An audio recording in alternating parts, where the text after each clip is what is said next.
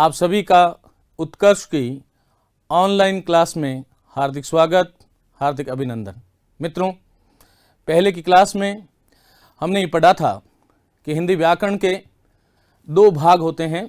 पहला जो भाग था वह शब्द व्युत्पत्ति पक्ष था और जिसके अंदर हमने 4 चीज़ों को लिया था और उन 4 चीज़ों से किस प्रकार से हम शब्दों का निर्माण करते हैं उसके बारे में हमने चर्चा करी थी। उसके बाद में हिंदी व्याकरण का जो दूसरा भाग था वह था शब्द व्युत्पत्ति पक्ष। मैंने आपको याद कीजिएगा, शब्द व्युत्पत्ति पक्ष में शब्द विश्लेषणात्मक पक्ष में यह बताया था कि विश्लेषणात्मक पक्ष का दूसरा नाम शब्द व्याख्यात्मक पक्ष भी है। मित्रों, इस शब्द विश्लेषणात्मक या शब्द व्याख्यात्मक पक्ष को हमने 3 भागों में बांटा था। पहला जो था वह विकारी पद था। आप लोग समझ रहे होंगे, विकारी की परिभाषा उस दिन हमने पढ़ी थी। हमने लिया था कि हिंदी व्याकरण में 4 प्रकार के पद हैं जो विकारी हैं। पहला था संज्ञा, फिर था सर्वनाम, फिर था विशेषण और फिर था क्रिया। और उसके विषय में फिर हमने आपको ये बताया था कि दूसरा जो शब्द विश्लेषणात्मक पक्ष का जो भाग है वह है अविकारी। अविकारी पदों में क्रिया विशेषण, संबंध सूचक, समुच्चय बोधक और विस्मयादि बोधक और साथ ही एक गौण शब्द भेद जिसके बारे में मैंने बात करी थी कि निपात होता है। तो ये 5 प्रकार के अविकारी पद थे। उसके बाद में शब्द विश्लेषणात्मक पक्ष का जो तीसरा महत्वपूर्ण भाग था उसको हमने नाम दिया था विकारक पक्ष। और विकारक में हमने लिंग, वचन, कारक, काल, वाच्य और पुरुष के बारे में बात करी थी। और फिर उसके बाद में हमने ये देखा था कि जो विकारक जो हैं वह विकारियों में, मानी कि संज्ञा में, सर्वनाम में, विशेषण में और क्रिया में, वह विकारक संज्ञा में कौन कौन से विकारक होते हैं, सर्वनाम में कौन कौन से विकारक होते हैं, विशेषण में कौन कौन से विकारक होते हैं और क्रिया में कौन कौन से विकारक होते हैं। और मैं पहले की क्लास को आगे बढ़ाता हुआ आज आप लोगों के सामने एक बहुत ही महत्वपूर्ण बिंदु लेकर के उपस्थित हुआ हूं। मित्रों, जैसा कि मैंने आपको कहा कि हम प्रत्येक बिंदु वाइज, टॉपिक वाइज हिंदी की संपूर्ण जो व्याकरण जो सभी लोक सेवा आयोगों में पूछी जाती हैं उसके बारे में बात करेंगे। आज हमारा जो बिंदु है वह है शब्दों का वर्गीकरण। शब्दों का वर्गीकरण।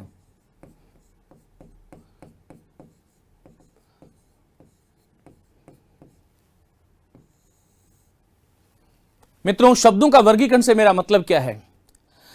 मनुष्य के मन में जितनी भी भावनाएं होती हैं उन भावनाओं को प्रकट करने के लिए हम सभी जानते हैं कि हम शब्दों का सहारा लेते हैं। और वह जो शब्द जो हैं जब वाक्य में प्रयोग होते हैं तो वाक्य में प्रयोग के आधार पर हिंदी व्याकरण में 8 प्रकार के शब्द भेद हैं। प्रयोग के आधार पर 8 प्रकार के शब्द भेद हैं। अर्थात मेरा कहने का मतलब यह है कि हम हमारे दैनंदिन जीवन में हम सुबह से लेकर के शाम तक हिंदी व्याकरण में या हिंदी भाषा में जितने भी शब्द बोलते हैं उन शब्दों के 8 भेद हमें कर लेने चाहिए। और वह 8 भेद कौन कौन से हैं जो कि हमने पहली क्लास में पढ़ा था। इससे पूर्व वाली जो कक्षा थी उसके अंदर हमने बताया था कि इसके अंदर 4 विकारी पद हैं और 4 ही अविकारी हैं।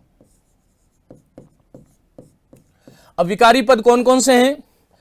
पहला पद जो है याद कीजिएगा संज्ञा है, फिर जो है वह सर्वनाम है, विशेषण है और क्रिया है। ये 4 विकारी पद हैं और हिंदी व्याकरण में ये 4 ही मुख्य रूप से अविकारी पद हैं जिसको हम बोलते हैं क्रिया विशेषण। अविकारी में दूसरा जो है वह है संबंध सूचक, तीसरा जो है वह है समुच्चय बोधक और चौथा जो है वो है विस्मयादि बोधक। आगे के 30 मिनट में मैं आप लोगों से ये चर्चा करूंगा कि जो हमारी भाषा में 4 विकारी पद हैं और 4 अविकारी पद हैं उसको हम कैसे पहचानते हैं।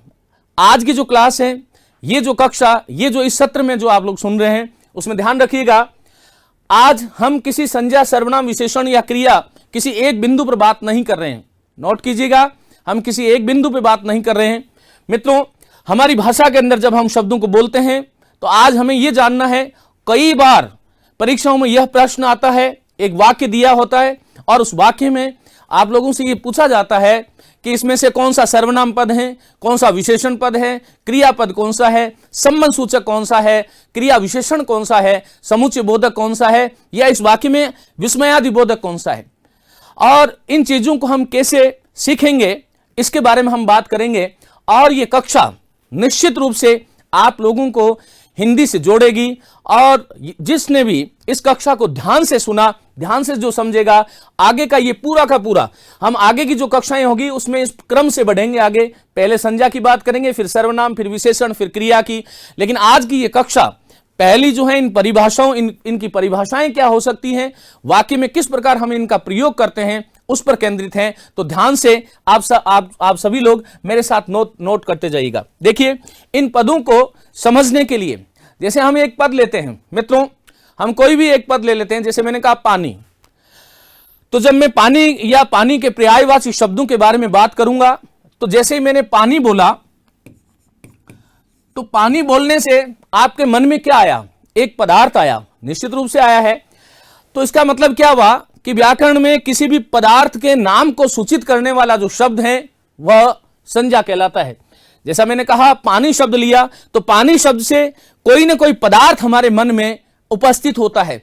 जैसे मैंने पशु बोला, मनुष्य बोला, घृत बोला, दुग्ध बोला, इमारत बोली, शहर, नदी या कुछ और बोला, तो जैसे ही मैं कोई शब्द बोलूंगा, आपके मन में एक पदार्थ उपस्थित हो जाता है, एक हृदय में, एक अंतःकरण में एक चित्र उपस्थित हो जाता है कि जैसे मैं पानी बोल रहा हूं तो यहां पर आपके मन में कोई एक पदार्थ आ रहा है। इसका मतलब क्या हुआ, व्याकरण में पदार्थ के नाम को जो सूचित करने वाले शब्द हैं उसको हम संज्ञा कहते हैं। अब इस पानी के साथ में मैं कोई और किसी आशय को प्रकट करने के लिए, जैसे मैंने कोई एक शब्द जोड़ दिया, पानी के साथ में घिरा शब्द जोड़ दिया। अब आप लोग सोच रहे होंगे, ये घिरा जो पद है, हमें ऐसा सोचना है कि घिरा कोई पदार्थ नहीं हो सकता। तो घिरा क्या है? इस पानी के विषय में इस घिरा पद से कुछ विधान किया गया है। कहने की आवश्यकता नहीं है, व्याकरण में पदार्थ के विषय में जिस किसी भी शब्द से जो विधान किया जाता है उसका नाम क्रिया है। मैं फिर से बोल रहा हूं, व्याकरण में पदार्थ के नाम को संज्ञा कहते हैं, पदार्थ के विषय में जिससे हम विधान करते हैं वह क्रिया है। अब जैसे पानी के साथ में हमने घिरा लिया, अब इसी प्रकार से जैसे मैंने एक शब्द जोड़ दिया मेला, अब मेला शब्द जोड़ दिया। अब आप प्रत्येक शब्द पर विचार कीजिएगा, मेला कोई पदार्थ नहीं हो सकता। मेला से, इस मेला शब्द से हम किसी पदार्थ के विषय में विधान भी नहीं कर रहे हैं, अपितु ये शब्द क्या कर रहा है, ये जो हमारा पदार्थ पानी जो था उसकी विशेषता बता रहा है। और व्याकरण में पदार्थ की विशेषता बताने वाले जो शब्द हैं, व्याकरण में पदार्थ की विशेषता बताने वाले जो शब्द हैं उसको हम विशेषण कहते हैं। तो आप लोग समझ रहे होंगे, यहां पर ये जो मेला शब्द जो है वह विशेषण है। इस मेला के साथ में हम कुछ और आशय को प्रकट करने के लिए जैसे हमने जोड़ दिया अभी। तो मित्रों, जैसे हमने प्रत्येक पद पर विचार किया, पानी शब्द संज्ञा था, गिरा शब्द क्रिया था, मेला शब्द विशेषण था, तो अभी क्या है मित्रों? हिंदी व्याकरण में जो हमारा ये जो मैं जो सिद्धांत बता रहा हूं, मेरे साथ आप जुड़ते जाइएगा। हिंदी व्याकरण से सरल और कोई विषय इस संसार में नहीं हो सकता।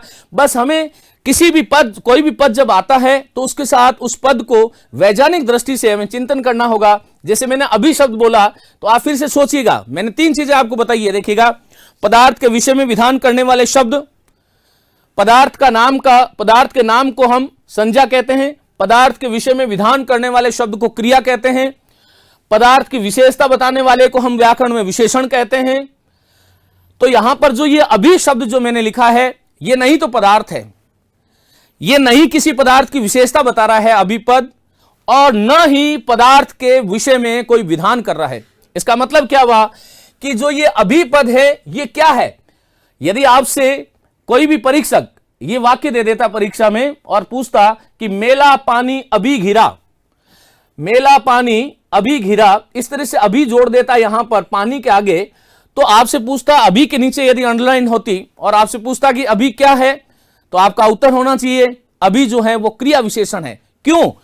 क्योंकि ये पानी की विशेषता नहीं बता रहा है, मेला की भी विशेषता नहीं बता रहा है, अपितु घिरा पद की विशेषता बता रहा है कि मेला पानी अभी घिरा। और घिरा वाक्य में क्या था? क्रिया थी, और क्रिया की जो विशेषता बताने वाले पद जो हैं व्याकरण में क्रिया विशेषण कहलाते हैं। अब देखिएगा, इस संपूर्ण 8 शब्द भेदों को समझने के लिए हमें एक वाक्य लिखना पड़ेगा और इस वाक्य से हम प्रत्येक पद पर विचार करेंगे। देखिएगा, जैसे मैंने एक वाक्य लिया, अरे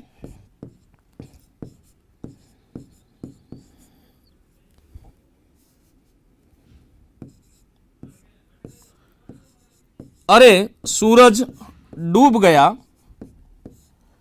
और तुम अभी इसी गांव के पास घूम रहे हो।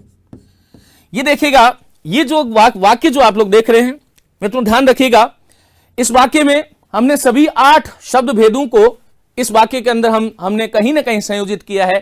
अब प्रश्न कैसा आएगा? क्योंकि आपकी दृष्टि निश्चित रूप से हिंदी भाषा को सीखने की तो है ही है, लेकिन जो भी मुझे सुन रहे हैं वो लोग सभी जानते हैं कि उनका कोई ना कोई लक्ष्य है, वो किसी न किसी परीक्षा की तैयारी कर रहे हैं। तो आपको किस प्रकार के प्रश्नों का परीक्षा में जाकर के जो है सामना करना है, इस बात को ध्यान रखिएगा। जैसे मैं आपसे पूछ रहा हूं कि इस वाक्य में और क्या है, जैसे मैंने आपसे पूछ लिया कि इस वाक्य में अभी क्या है, मैंने आपसे पूछ लिया कि इस वाक्य में इसी क्या पद है, मैंने आपसे पूछ लिया कि इस वाक्य में गांव क्या पद है, या मैंने आपसे पूछ लिया कि इस वाक्य में घूम रहे हो क्या है, या हमने आपसे पूछ लिया कि इस वाक्य में के पास क्या है। तो मित्रों, इस चीज को जानने के लिए हम कैसे ये निर्णय करें कि ये जो वाक्य है, इस वाक्य में कौन सा पद व्याकरण में या इस वाक्य में कौन सा पद किसका काम कर रहा है, इसमें से कौन सा पद संज्ञा है इस वाक्य में, कौन सा सर्वनाम है, कौन सा विशेषण है, कौन सा क्रिया है, कौन सा पद क्रिया विशेषण है, तो कौन सा संबंध सूचक है, कौन सा समुच्चय बोधक है, तो कौन सा विस्मयादि बोधक है। और इस चीज को जानने के लिए देखिएगा, ये जो है आप मेरे साथ साथ जो है इस प्रकार से लिखते जाइएगा, इस प्रकार लाइनें खींच लीजिएगा।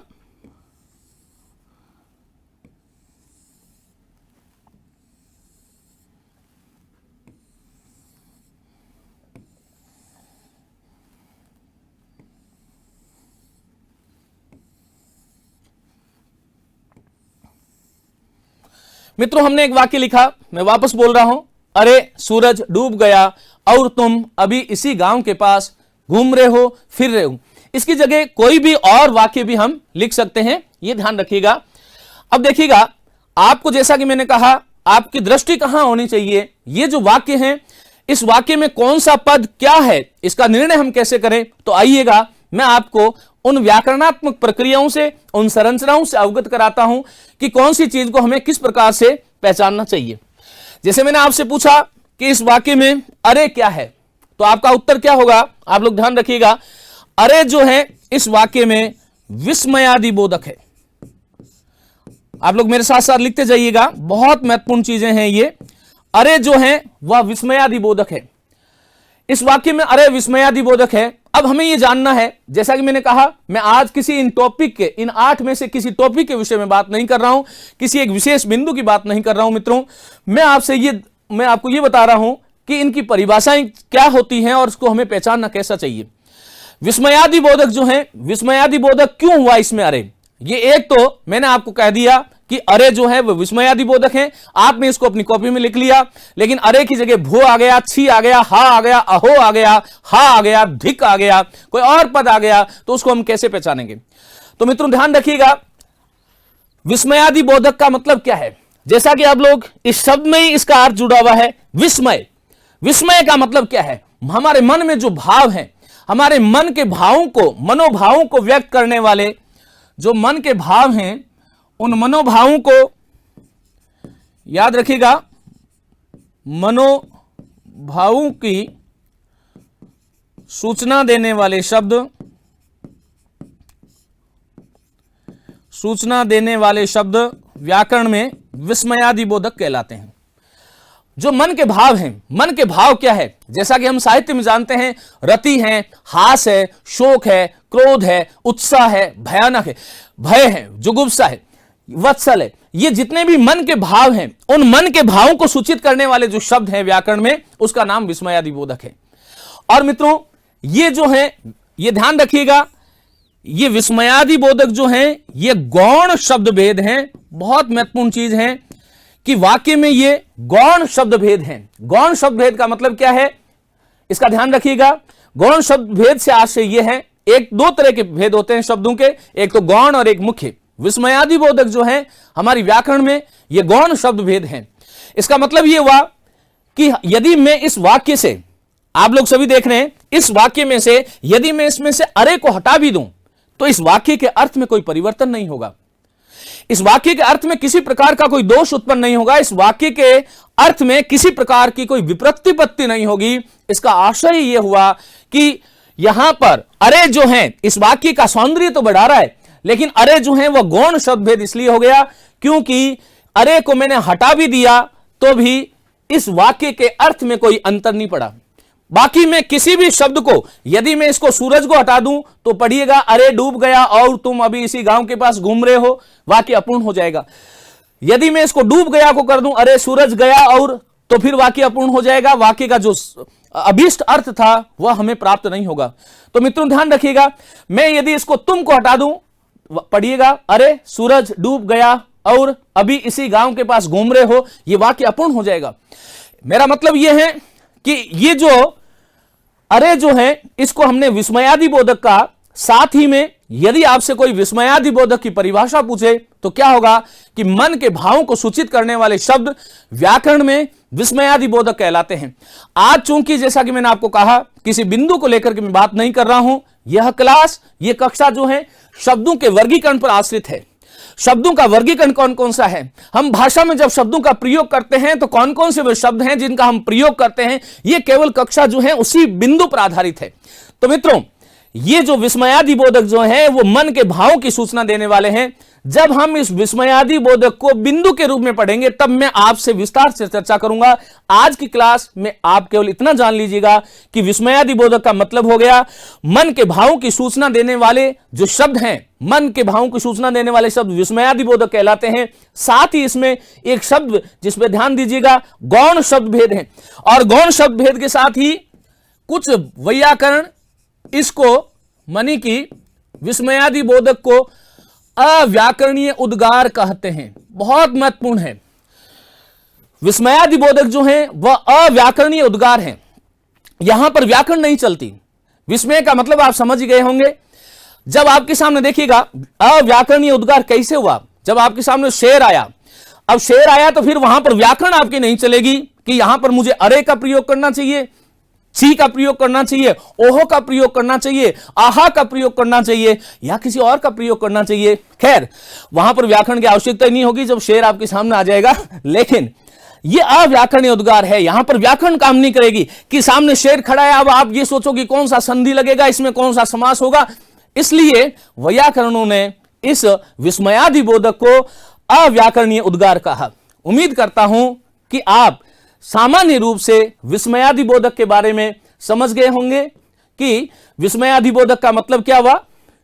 मनोभावों की सूचना देने वाले शब्द जो कि गौण शब्द भेद हैं और साथ ही में अव्याकरणीय उद्गार है। 3 बिंदु याद रखिएगा और फिर हम विस्तार से चर्चा उस वक्त करेंगे जब विस्मयादि बोधक एक बिंदु के रूप में पढ़ेंगे। मित्रों, उसके बाद में इस वाक्य में दूसरा पद आप लोग देख पा रहे हैं, सूरज पद है। अब ये सूरज का मतलब क्या है, सूरज का खैर अर्थ कोई भी हो, अब सूरज शब्द जैसे ही आपके मस्तिष्क में आया, जैसे ही हमने सूरज शब्द को सुना तो हमारे मन में कोई ना कोई पदार्थ की उपस्थिति होती है। सूरज कहने से चंद्रमा की उपस्थिति नहीं हुई, चंद्रमा कहने से गाय का चित्र मस्तिष्क में नहीं आया, गाय कहने से रसगुल्ला नहीं आया और रसगुल्ला कहने से तलवार या भुशुंडी बंदूक हमारे मन मस्तिष्क में नहीं आई। मित्रों ध्यान रखिएगा, इसमें जो सूरज शब्द है इस शब्द से किसी न किसी पदार्थ की प्रतीति हमारे मस्तिष्क में हो रही है।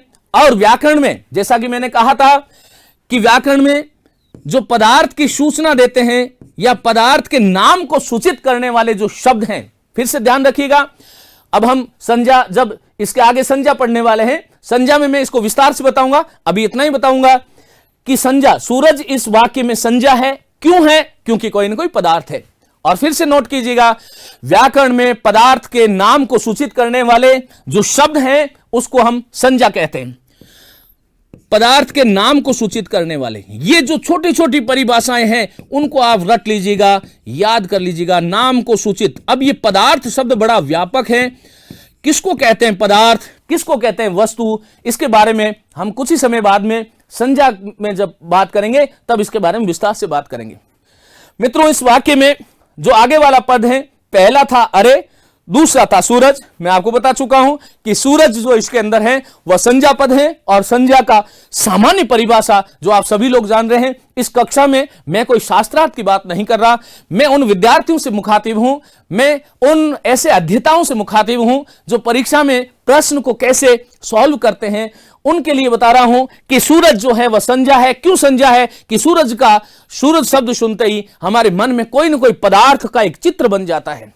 और ये पूरा संसार संज्ञाओं से विनिर्मित है। इस संसार में जो काल्पनिक है या वास्तविक है या आभासी दुनिया में जो कुछ भी है, जो सब कुछ जो है वह पदार्थ जितने भी हैं वह संज्ञाएं हैं। उसके बारे में हम बाद में बात करेंगे। अब इस वाक्य में आगे वाला जो पद है वो आप जैसा कि देख रहे हैं, क्या है? डूब गया। तो मित्रों ध्यान दीजिएगा, इस वाक्य में डूब गया क्या है? वैसे सभी, यदि मैं आपसे किसी से पूछूं कि क्या है तो क्रिया है, लेकिन थोड़ा सा हम इसको तकनीकी रूप से देखें कि डूब गया क्रिया क्यों है। सामान्यतया जब आपसे कोई क्रिया की परिभाषा, हालांकि कोई नहीं पूछता एग्जाम में, लेकिन क्रिया की परिभाषाएं लिखी होती है कि जिसके अंत में ना, ने, नी आ जाए, काम का होना सूचित होता हो, वो ठीक है। लेकिन हम व्याकरणात्मक दृष्टि से या सैद्धांतिक दृष्टि से जब इसको देखते हैं तब देखिएगा डूब गया, इसमें क्रिया है, इसमें कोई संदेह नहीं है, मैं लिख देता हूं। लेकिन क्रिया कहते किसे हैं? देखिए, कई बार क्या होता है कि हम चीजों को जानते हैं, जानते हुए भी उन चीजों को हम उस रूप में कर नहीं पाते, हम देख नहीं पाते। और यही कारण होता है कि एक छोटी सी, एक सूक्ष्म चीज ने हमारे 2 नंबर काट लिए। तो मित्रों, डूब गया क्रिया है, लेकिन क्रिया की परिभाषा व्याकरण सम्मत क्या है? व्याकरण सम्मत क्रिया की परिभाषा आप लोग नोट करें। पदार्थ के विषय में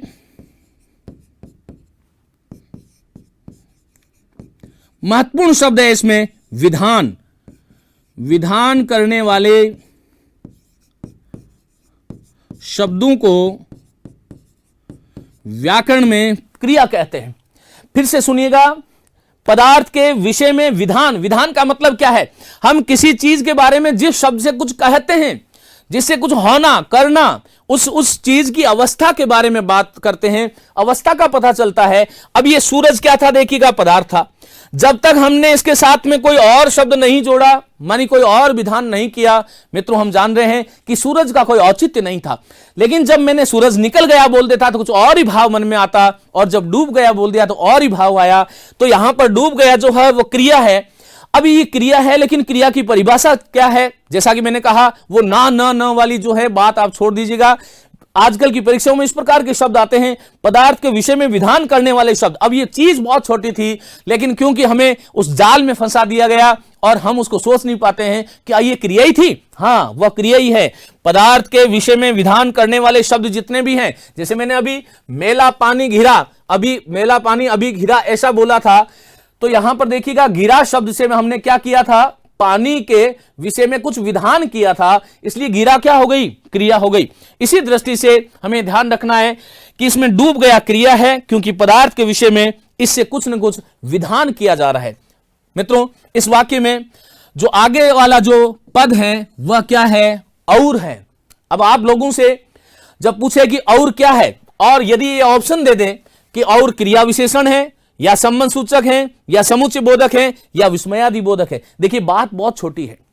इसमें क्या होगा कि आप क्रिया विशेषण तो नहीं करोगे, कोई विस्मयादि बोधक भी कोई नहीं करोगे, लेकिन ये दो जो है ना बीच वाले संबंध सूचक और समुच्चय बोधक, आपका जो दिमाग जो है वहां इन दोनों पे घूमेगा। और कुछ लोग कहेंगे ये समुच्चय बोधक है, कुछ लोग कहेंगे संबंध बोधक है। तो यहां पर आपको ये ध्यान रखना है कि संबंध सूचक कुछ अलग चीज है, समुच्चय बोधक कुछ अलग चीज है।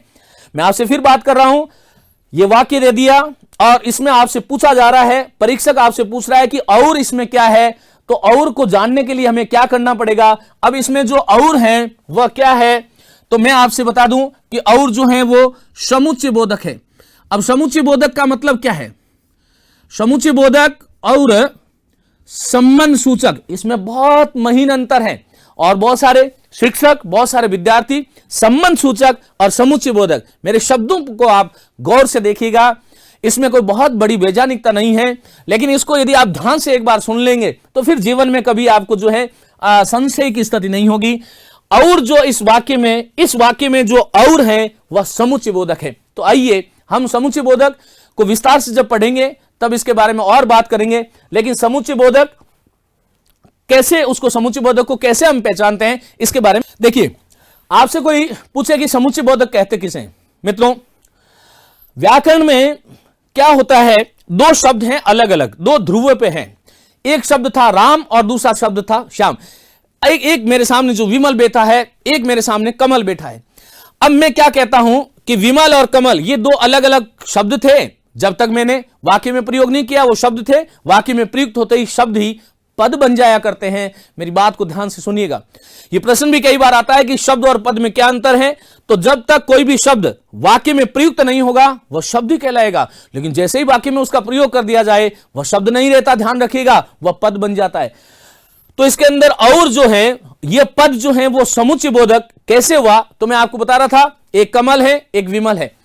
तो आप ध्यान रखिएगा, अब इस कमल को जब मैं विमल से जोड़ूंगा, एक समुच्चय बनाऊंगा। हम जानते हैं समुच्चय का मतलब क्या है, संग्रहित करना, एकत्रित करना। सम उपसर्ग है, उद उपसर्ग है, चय मूल शब्द है, चय मानी चुनना। दो अलग अलग जो थे उनको चुन करके हमने एक बना दिया। तो कहने की आवश्यकता नहीं है, दो शब्दों को जोड़ने वाले जो अव्यय हैं उसका नाम समुच्चय बोधक है। ध्यान से सुनिएगा, दो शब्दों को जोड़ने वाले, अब यहां पर दो शब्दों को जोड़ने वाले जो अव्यय जो हैं वह समुच्चय बोधक है, लेकिन यहां पर कोई दो शब्द नहीं है, तो यह परिभाषा बैठी नहीं। जैसा कि मैंने विस्मयादि बोधक की 3 परिभाषाएं बताई थी, इसी प्रकार थोड़ी और इसको समुच्चय बोधक को मैं खोल देता हूं। तो ध्यान रखिएगा, दो शब्दों या दो वाक्यांशों को या दो वाक्यों को या दो उपवाक्यों को जोड़ने या मिलाने का या अलग करने का जो काम करते हैं उसका नाम है समुच्चय बोधक। तो देखिएगा, ये दो सरल वाक्य बन गए। यहां पर जो है आप एक फुल स्टॉप कर दीजिएगा। अरे सूरज डूब गया, एक पूरा भाव था, तुम अभी इसी गांव के पास घूम रहे हो, ये दो वाक्य थे। आप लोग समझ पा रहे होंगे, अरे सूरज डूब गया एक वाक्य था, तुम अभी इसी गांव के पास घूम रहे हो ये दूसरा वाक्य था। अब इस और ने क्या किया, इन दोनों का समुच्चय कर दिया, जोड़ दिया, तब मैं इसको क्या बोलूंगा, ये और जो है वह समुच्चय बोधक है। तो ध्यान रखिएगा, दो शब्दों या फिर दो वाक्यों को, समुच्चय बोधक में सबसे बड़ी चीज यह है कि दो शब्दों को या दो वाक्यों को ये जोड़ भी सकता है, मानी मिला भी सकता है और अलग भी कर सकता है। ये ध्यान रखना है अपने को कि समुच्चय बोधक का मतलब है दो शब्दों या दो वाक्यों को जोड़ने वाले जो अव्यय पद हैं उसका नाम समुच्चय बोधक है। तो इस वाक्य में कहने की अब आवश्यकता नहीं होनी चाहिए, और जो है वह क्या है, समुच्चय बोधक है। मित्रों, हमने अरे की बात करी, सूरज की बात करी, डूब गया की बात करी, और की बात करी, और अब हम आगे बढ़ते हैं। तुम बहुत सरल है। तुम क्या है, यदि आपसे कोई भी पूछे तो आप सभी जानते हैं तुम इस वाक्य में क्या है कि सर्वनाम है। यहां पर कोई संदेह नहीं है।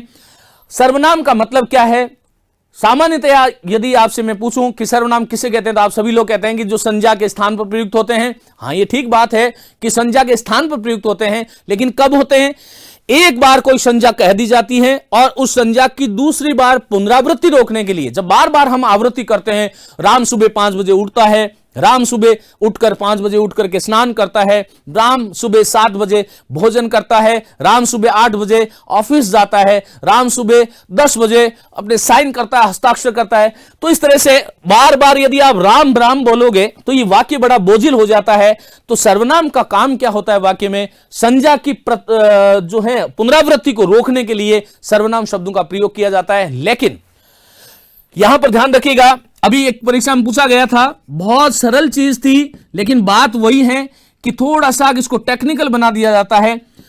यदि आपसे कोई पूछे कि संज्ञा के प्रतिनिधि चिन्ह क्या कहलाते हैं, तो यहां पर यह ध्यान रखना है कि व्याकरण में जो संज्ञा के प्रतिनिधि चिन्ह है, मित्रों फिर से बोल रहा हूं, व्याकरण में जो संज्ञा के प्रतिनिधि चिन्ह है, भाषा भास्कर में सबसे पहले यह नाम जो है सर्वनाम नाम ही नहीं था, सर्वनाम नाम ही नहीं था। वहां पर पहला अध्याय जो है भाषा भास्कर, जो हिंदी व्याकरण की बहुत मूर्धन्य शीर्षस्थ पुस्तक रही है, आरंभिक पुस्तकों में उसकी गणना होती है, उसमें यह कहा गया कि यह सर्वनाम नहीं है, संज्ञा के प्रतिनिधि चिन्ह है। लेकिन फिर बाद में हमने पारिभाषिक शब्दों को गढ़ लिया।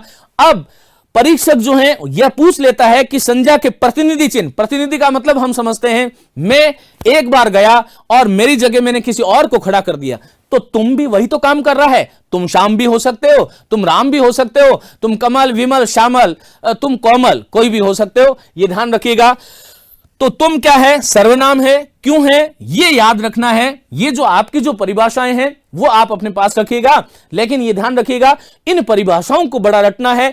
एक बार आप जब इन चीजों को याद कर लेंगे, ये बार बार आजकल का जो पैटर्न है परीक्षा का, क्योंकि एग्जाम जो है, परीक्षा जो है, उसमें जो प्रश्नों का जो फॉर्मेट है मित्रों वो हमेशा बदलता रहता है। और आजकल की परीक्षाओं में इसी प्रकार से पूछा जाता है कि संज्ञा के प्रतिनिधि चिन्ह क्या कहलाते हैं, तो सर्वनाम कहलाते हैं। आगे बढ़ते हैं, आइएगा इस वाक्य में अभी क्या है। तो देखिएगा अभी क्या चीज है, आप लोग सोचिएगा। यदि आपको मैं ये 8 ऑप्शन दे दूं, यदि 8 विकल्प दे दूं, 4 की जगह आपको सुविधा कर दूं और 8 विकल्प दे दूं, तो आप लोग क्या सोचेंगे? क्या ये संज्ञा पद है, क्या ये सर्वनाम पद है, क्या विशेषण है, क्या क्रिया है? तो सामान्य विद्यार्थी भी होगा तो इन 4 की तरफ तो ध्यान नहीं देगा। लेकिन अब इधर आइएगा, क्या इस वाक्य में आया हुआ अभी क्रिया विशेषण है, संबंध सूचक है, समुच्चय बोधक है या विस्मयादि बोधक है? विस्मयादि बोधक हो नहीं सकता, तो यहां पर समुच्चय बोधक हो नहीं सकता क्योंकि ये 2 वाक्यों को नहीं जोड़ रहा है। संबंध सूचक के बारे में हमने अभी तक बात नहीं करी है। पीछे क्या बच जाता है? क्रिया विशेषण। मित्रों क्रिया कहां है? देखिए घूम रहे हो, यह क्रिया है। अब देखिएगा यही महत्वपूर्ण चीज है कि यहां पर हमें यह ध्यान रखना है कि इस वाक्य में अभी का प्रयोग कहां हुआ है? इस क्रिया से 4 शब्द पहले। लेकिन अभी क्या चीज है? अभी जो है वह क्रिया विशेषण है। यदि आपसे कोई पूछे कि इस वाक्य में जो ये अभी का प्रयोग हुआ है वो क्या है, तो ये ध्यान रखिएगा ये अभी जो है वो क्रिया विशेषण है, क्रिया विशेषण। अब देखिएगा क्रिया विशेषण की परिभाषा क्या है। सामान्य परिभाषा की यदि मैं बात करूं तो ये सीधी सीधी परिभाषा यही है कि ऐसे शब्द जो क्रिया की विशेषता बताते हैं, क्योंकि ये अभी जो पद है ये किसकी विशेषता बता रहे हैं? देखिए अभी इसी के साथ नहीं जुड़ रहा है, अभी गांव शब्द के साथ भी नहीं जुड़ रहा है, ये अभी पद के पास के साथ भी नहीं जुड़ रहा है, तो किसके साथ जुड़ रहा है? घूम रहे हो के साथ। इसका मतलब तुम अभी घूम रहे हो, कल नहीं, तुम आज, अभी, इसी वक्त। अब इसकी आज लगता तो भी क्रिया विशेषण होगा, कल घूम रहे थे तो भी क्रिया विशेषण होगा, धीरे धीरे घूम रहे हो तब भी क्रिया विशेषण होगा। तो यहां क्रिया विशेषण के बारे में जब बात करेंगे तब हम बात करेंगे कि क्रिया विशेषण के 4 प्रकार होते हैं: कालवाचक, स्थानवाचक, परिमाणवाचक और रीतिवाचक क्रिया विशेषण। उसके लिए एक सूत्र आता है जिसके बारे में हम बात करेंगे, कास पर। कालवाचक, स्थानवाचक, परिमाणवाचक और रीतिवाचक। तो ये अभी जो है ये क्या है? कैसा क्रिया विशेषण है कि कालवाचक क्रिया विशेषण है। ये क्रिया विशेषण का अवान्तर भेद हो गया। पहले आज की क्लास में अवान्तर भेदों की हम चर्चा नहीं करने वाले हैं। आज की क्लास जो है इसका उद्देश्य केवल और केवल यह है कि आप ये जान पाएं कि जो हम वाक्य में जो प्रयोग करते हैं शब्द, उन शब्दों का कौन सा ये भेद है, हमें उसको किस प्रकार से पहचानना चाहिए। तो अभी केवल इतना ही बताऊंगा कि अभी शब्द क्या है? क्रिया विशेषण है। क्यों है क्रिया विशेषण? क्योंकि घूम रहे हो क्रिया की विशेषता बता रहे हैं। अब क्रिया विशेषण की परिभाषा, जैसा कि मैंने आपको कहा, क्रिया की विशेषता बताने वाले शब्दों को क्रिया विशेषण कहते हैं। लेकिन यह सामान्य परिभाषा है। थोड़ा सा हम सिद्धांत की तरफ यदि बढ़ते हैं तो क्या होगा? देखिए, जैसा कि हमने कहा कि क्रिया किसे कहते हैं, कि पदार्थ के विषय में विधान करने वाले शब्द क्या कहलाते हैं, बोलो, क्रिया कहलाते हैं। फिर से बोलिएगा, पदार्थ के विषय में विधान करने वाले शब्दों को व्याकरण में क्या कहते हैं, क्रिया। तो क्रिया विशेषण किसे कहते हैं?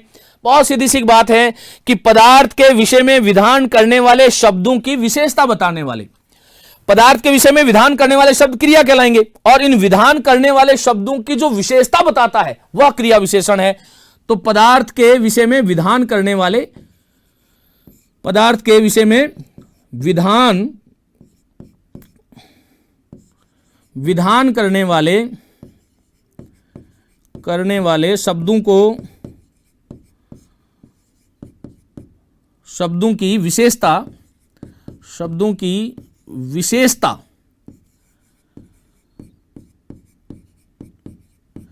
पदार्थ के विषय में विधान करने वाले किए गए शब्दों की जो विशेषता बताता है उसको क्या बोलेंगे, क्रिया विशेषण बोलेंगे। कहना नहीं होगा कि इस वाक्य में जो अभी जो है वह क्या है, क्रिया विशेषण है। आइए हम आगे बढ़ते हैं। इस वाक्य में इसी पद क्या है, तो इसी क्या है, आपसे एग्जाम में पूछता है इसी क्या है, और यही आपको जो है, यही विकल्प आपको दे दिया जाए, 8 फिर से दे दिए जाए, तो आप कैसे सोचेंगे? देखिएगा, अब आप ये सोचें कि इसी शब्द से जो है कोई पदार्थ नहीं हो सकता, इसलिए सर्वनाम तो नहीं हो, संज्ञा नहीं हो सकता। इसी शब्द जो है वो सर्वनाम भी नहीं हो सकता क्योंकि ये संज्ञा का प्रतिनिधि चिन्ह नहीं है। तो इसी पद क्या है इस वाक्य में, विशेषण है। अब ये कैसा विशेषण है? सार्वनामिक विशेषण है। इसके बारे में हम बाद में बात करेंगे, लेकिन ये ध्यान रखिएगा कि अभी जो पद है, इसी जो पद है ये क्या है, केवल विशेषण है।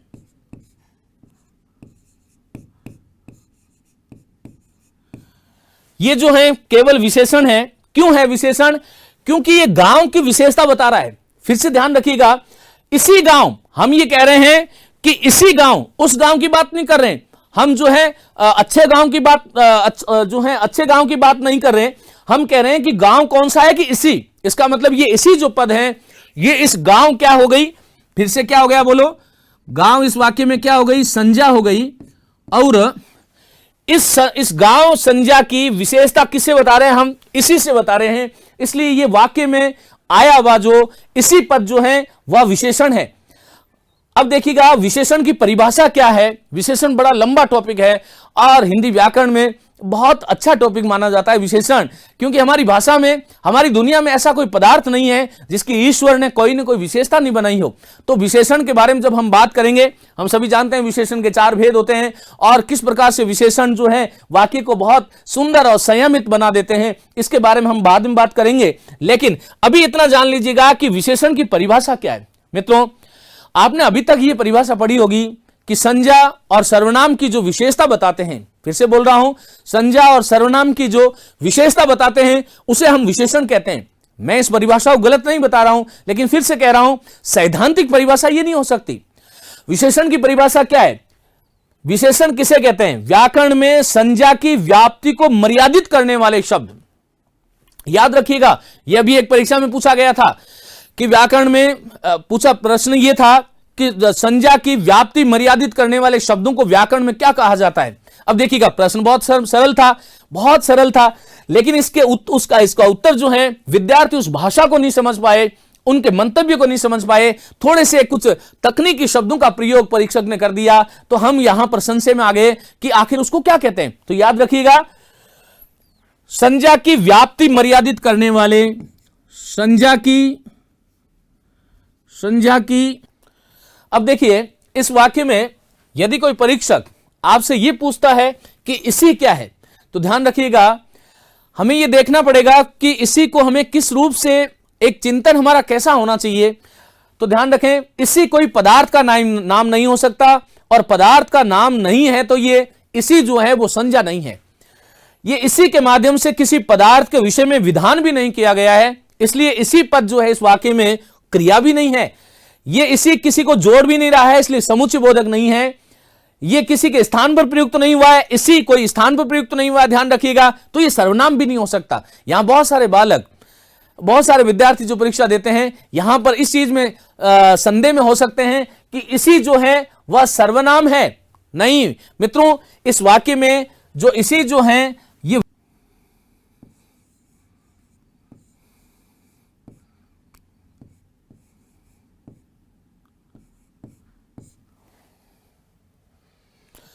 विशेषण है। अब ये विशेषण क्यों हुआ, ये सोचना है अपने को। विशेषण का मतलब क्या है? जो किसी विशेष्य की विशेषता बताता है व्याकरण में, उसको हम विशेषण कहते हैं।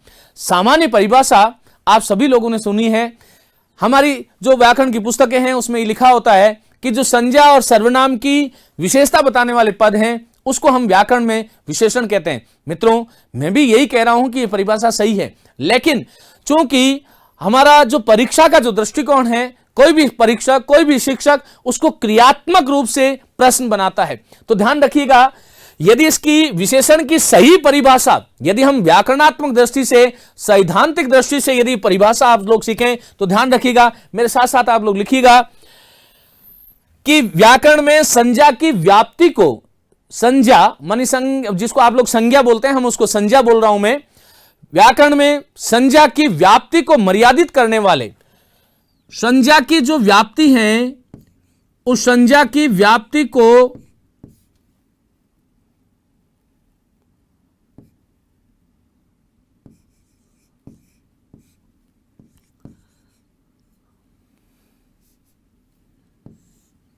संज्ञा की व्याप्ति को मर्यादित करने वाले जो शब्द हैं उसको हम व्याकरण में विशेषण कहते हैं। तो आप लोग समझ गए होंगे कि संज्ञा की व्याप्ति मर्यादित कैसे होती है। ये हम विशेषण जब पढ़ेंगे उस दिन मैं आपको बताऊंगा कि संज्ञा की व्याप्ति मर्यादित होने का अर्थ क्या है। यदि सामान्य एक छोटी सी एक बात मैं यदि आपको स्पष्ट करूं, तो जो विशेषण की जो मैं परिभाषा बता रहा हूं, फिर से एक बार रिपीट कर रहा हूं, आप लोग नोट कर लें कि संज्ञा की व्याप्ति को मर्यादित करने वाले जो शब्द हैं उसको हम व्याकरण में विशेषण कहते हैं। अब ये व्याप्ति किसकी है? तो व्याप्ति जो है वो अर्थ की है। अर्थ का मतलब क्या हुआ कि अकेले संज्ञा शब्द से जितना अर्थ हमें प्राप्त होता है, जैसे मैं बोल रहा हूं घोड़ा शब्द, तो घोड़ा शब्द आप लोग सुन रहे हैं, घोड़ा शब्द, तो इस घोड़े शब्द से आपके मस्तिष्क में क्या आया? इस संसार में जितने भी घोड़े हैं, जितनी भी नस्ल के घोड़े हैं, चाहे वो काला है, चाहे वो सफेद है, चाहे वो लाल है, चाहे हरा है, चाहे किसी नस्ल का है, चाहे वो अच्छा घोड़ा है, चाहे बुरा घोड़ा है, घोड़ा पद, यदि मैं केवल संज्ञा बोल रहा हूं तो इस घोड़े पद से दुनिया में जितने प्रकार के घोड़े हैं ये आपके मस्तिष्क में भी दौड़ रहे होंगे।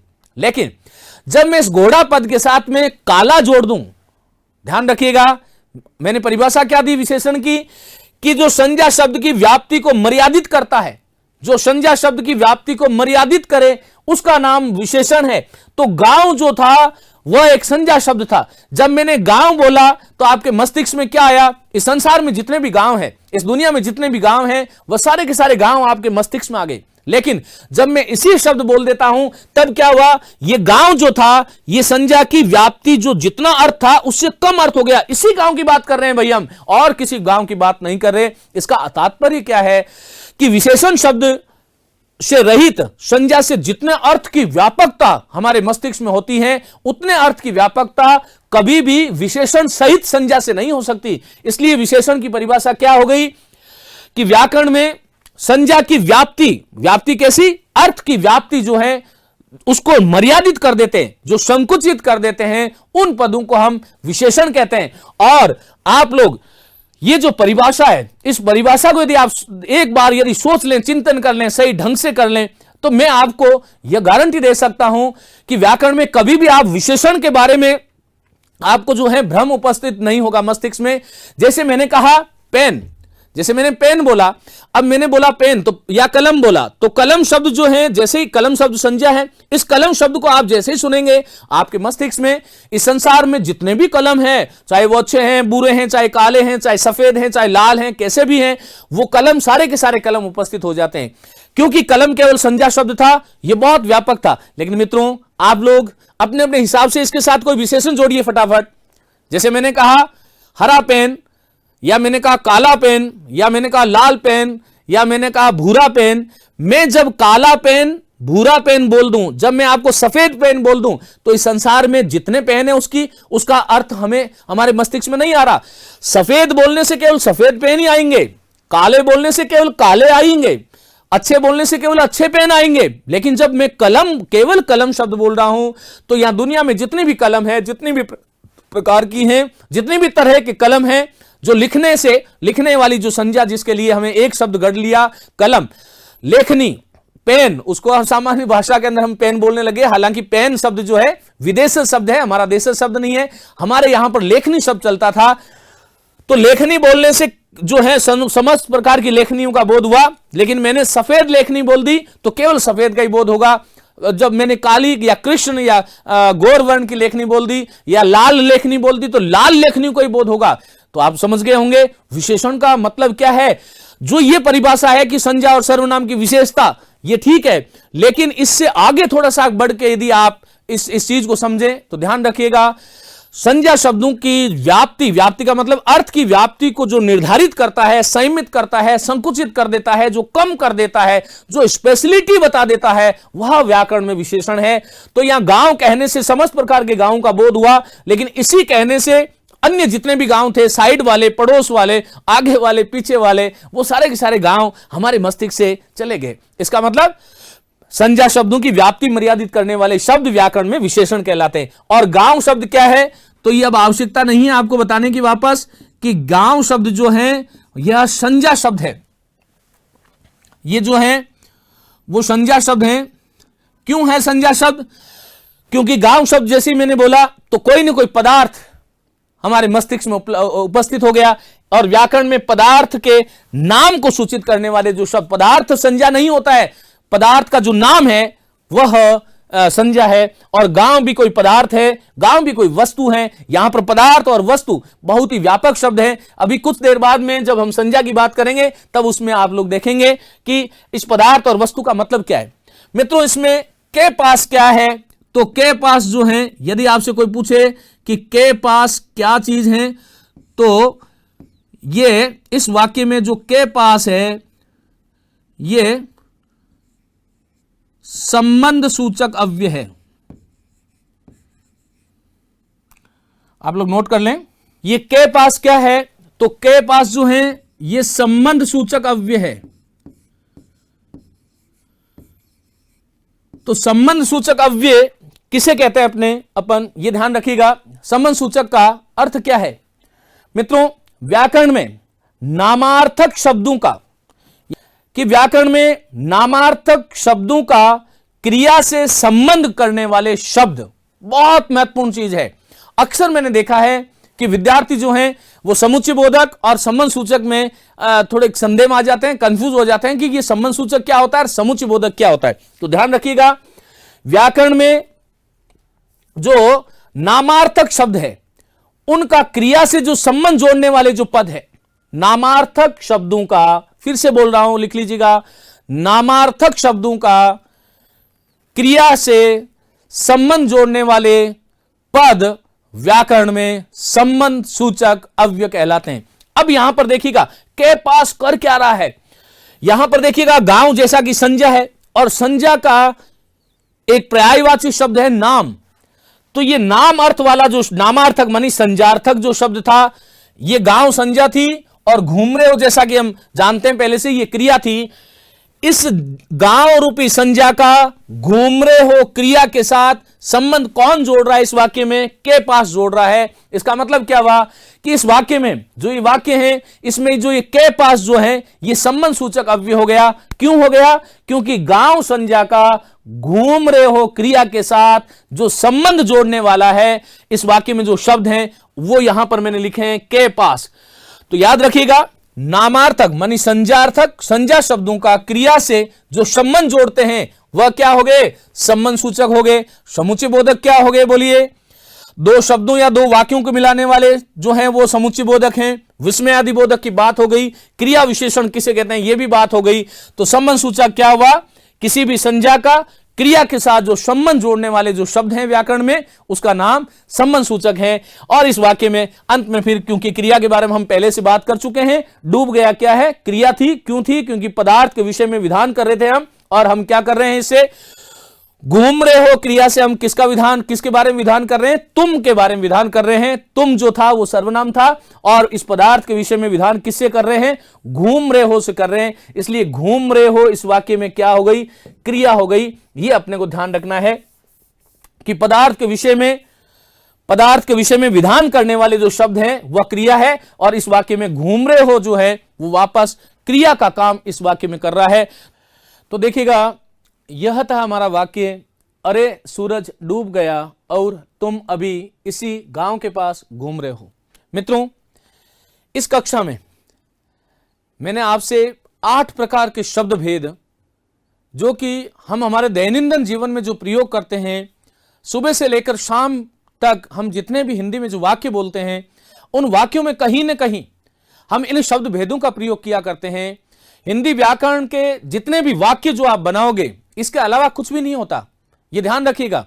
और मैं आप सभी विद्यार्थी वर्ग से एक अनुरोध करता हूं कि जब कभी भी आप किसी भी परीक्षा के लिए जब तैयारी कर रहे होते हो, तो हमारा जो क्रियात्मक जो जीवन है, जो दैनंदिन जीवन है, उसमें भी आप ये ध्यान रखिएगा कि जब मैं बोल रहा हूं तो वो कैसा शब्द है। देखिए, सफलता और असफलता के मध्य कोई बहुत ज्यादा अंतर नहीं होता। ये एक प्रश्न जो कि आपको अर्श पे ले जाते हैं और यही प्रश्न जो है आपको फर्श पे भी लेके आते हैं। तो यहां पर हमें ये सीखने को मिला आज कि हमारी व्याकरण में जो शब्द प्रयोग या शब्दों का जो वर्गीकरण है वो 8 प्रकार का था। एक बार मैं आपको वापस रिवाइज करा देता हूं, ये ध्यान रखिएगा। जिन लोगों ने नहीं लिखा है वो लिख लीजिएगा कि अरे शब्द जो है वह विस्मयादिबोधक था। क्यों था? क्योंकि मन के भावों को सूचित करने वाले शब्द या गौण शब्द भेद या अव्याकरणीय उद्गार जो है उसको हम विस्मयादिबोधक कहते हैं। इस वाक्य में जो सूरज पद था वह संज्ञा पद था। क्यों था? क्योंकि पदार्थ के नाम को सूचित करने वाले शब्द व्याकरण में संज्ञा कहलाते हैं। डूब गया क्रिया था, जैसा कि हमने पढ़ा। अब क्रिया किसे कहेंगे? तो एक बार फिर से रिवाइज कर लें, पदार्थ के विषय में विधान करने वाले जो शब्द हैं वह क्रिया है। और क्या था इस वाक्य में? जैसा कि मैंने आपको बताया था कि अरे सूरज डूब गया, यह एक पूरा सरल वाक्य था। तुम अभी इसी गांव के पास घूम रहे हो, यह भी एक सरल वाक्य था। इन 2 सरल वाक्यों को जोड़ने वाला जो पद है हमारे इस वाक्य में वो क्या है? हम जैसा कि देख रहे हैं, क्या है बोलिएगा? और है। और इसलिए और क्या हो गया? समुच्चय बोधक हो गया। अब यहां पर समुच्चय बोधक की परिभाषा, जैसा कि आज की जो कक्षा है ये किसी विशेष बिंदु पर आधारित नहीं थी, ये केवल शब्द भेद आपको समझ में आए ये बताने के लिए थी। तो समुच्चय बोधक की परिभाषा क्या हो गई कि 2 शब्दों या 2 वाक्यों को जोड़ने या अलग करने का जो काम करते हैं व्याकरण में, ऐसे सभी अवयवों को हम समुच्चय बोधक अवयव कहते हैं। तुम क्या था? इस वाक्य में जो तुम आया है वो किसी संज्ञा के स्थान पर आया है, संज्ञा का प्रतिनिधि बन के आया है। इसलिए संज्ञा के जो प्रतिनिधि चिन्ह है, संज्ञा के स्थान पर जो प्रयुक्त होते हैं, संज्ञा के बदले जिनका प्रयोग किया जाता है, या वाक्य में संज्ञाओं की पुनरावृत्ति को रोकने के लिए जिनका प्रयोग हम वाक्य में करते हैं, उसको हम सर्वनाम कहते हैं। इसलिए इस वाक्य में जो तुम था वह सर्वनाम था। इस वाक्य में अभी क्या है? क्रिया विशेषण है। क्यों है क्रिया विशेषण? ये बड़ी ध्यान रखने की बात है। जैसा कि मैंने बताया कि भाई क्रिया विशेषण क्या होता है, सामान्य परिभाषा से आप सभी लोग भली भांति परिचित हैं कि जो शब्द क्रिया की विशेषता बताते हैं व्याकरण में उसको क्रिया विशेषण कहते हैं। लेकिन सैद्धांतिक परिभाषाओं पर हमें विशेष करके ध्यान रखना है। तो सैद्धांतिक परिभाषा जो आजकल की परीक्षाओं में विशेष करके पूछी जाती है, तो यहां पर आइएगा, ये डूब गया, मैंने आपको क्या बताया था कि ये क्रिया थी और क्रिया की परिभाषा क्या थी? पदार्थ के विषय में विधान करने वाले शब्द व्याकरण में क्या कहलाते हैं? क्रिया कहलाते हैं। पदार्थ क्या था? सूरज। इसके विषय में हमने किस पद से विधान किया कि डूब गया से, इसलिए डूब गया क्या हो गई? क्रिया। लेकिन अभी हम बात किसकी कर रहे हैं? क्रिया विशेषण की बात कर रहे हैं। इस वाक्य में अभी पद जो है वह क्रिया विशेषण क्यों हुआ? ये इसलिए हुआ क्योंकि घूम रहे हो की विशेषता बता रहा है इस वाक्य में। ये अभी जो है वो किसके साथ जुड़ रहा है? घूम रहे हो के साथ जुड़ रहा है। तो ये ध्यान रखें। अब क्रिया विशेषण की परिभाषा क्या हुई?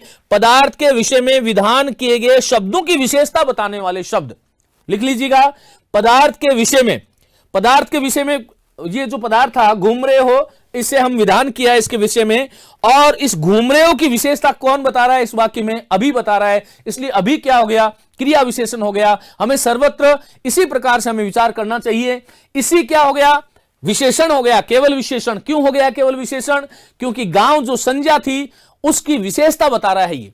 और विशेषण की परिभाषा जिसके बारे में अपन ने पहले अभी चर्चा करी है वो क्या थी कि संज्ञा शब्दों की व्याप्ति मर्यादित करने वाले शब्द। हमारी व्याकरण में जो भी संज्ञा शब्दों की व्याप्ति को जो मर्यादित करते हैं, सामान्य परिभाषा हम सभी ने देखी थी कि भाई संज्ञा और सर्वनाम की जो विशेषता बताता है उसको हम विशेषण कहते हैं। लेकिन सैद्धांतिक परिभाषा क्या होगी कि संज्ञा शब्दों की व्याप्ति को मर्यादित करने वाले जो पद हैं उसको हमें व्याकरण में विशेषण कहना चाहिए। इसलिए यहां पर भ्रम नहीं होना चाहिए किसी भी बालक को कि यहां पर इस वाक्य में जो इसी है वो सर्वनाम नहीं है, इसी जो है वो विशेषण है, क्योंकि गांव की विशेषता इससे बताई जा रही है कि यही गांव। अब देखिएगा, गांव फिर संज्ञा हो गया, क्योंकि गांव बोलने से हमारे मन में कोई जो एक चित्र उपस्थित हुआ, एक जो है समस्त प्रकार के संसार में जितने भी गांव थे उसका एक कोई ना कोई एक, हम जानते हैं गांव कैसे होते हैं। जब शहर की बात करेंगे बड़े बड़े भवन होते हैं, गांव की बात करेंगे तो जिसके अंदर एक किसान लोग निवास करते हैं, जिसके अंदर झुग्गी झोंपड़ियां अधिक होती है, जिसमें सुविधाएं अपेक्षाकृत कम होती है, वो एक ऐसा हमारे मस्तिष्क में एक चित्र उपस्थित हो जाता है। तो गांव जो था वो पदार्थ था, और पदार्थ के नाम को जो है हम व्याकरण में संज्ञा कहते हैं, इसलिए संज्ञा हो गया।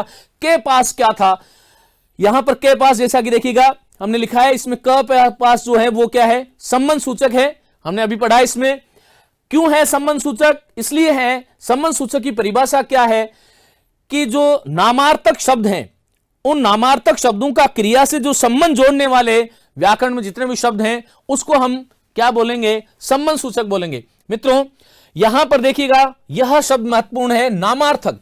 जैसा कि हम जानते हैं संज्ञा का एक पर्यायवाची जो है वह नाम है, और नाम अर्थ वाले मानी संज्ञा अर्थ वाले जो पद हैं उनका क्रिया के साथ जो संबंध जोड़ने वाले जो शब्द होंगे, जो पद होंगे, व्याकरण में आकर के उनका नाम संबंध सूचक हो जाता है। और के पास जो है, यदि आप इस वाक्य में से के पास को हटा दोगे तो गांव घूम रहे हो, ये वाक्य अपूर्ण हो जाएगा। तो गांव का संबंध जो कि संज्ञा थी, इस गांव का संबंध घूम रहे हो क्रिया के साथ जो जोड़ने वाला जो पद है इस हमारे इस वाक्य में वो क्या है, के पास है। इसलिए के पास क्या हो गया, संबंध सूचक हो गया। इसलिए वापस देखिएगा, इसको रट लीजिएगा, नामार्थक शब्दों का क्रिया से संबंध जोड़ने वाले जो पद हैं उसको हम संबंध सूचक कहते हैं।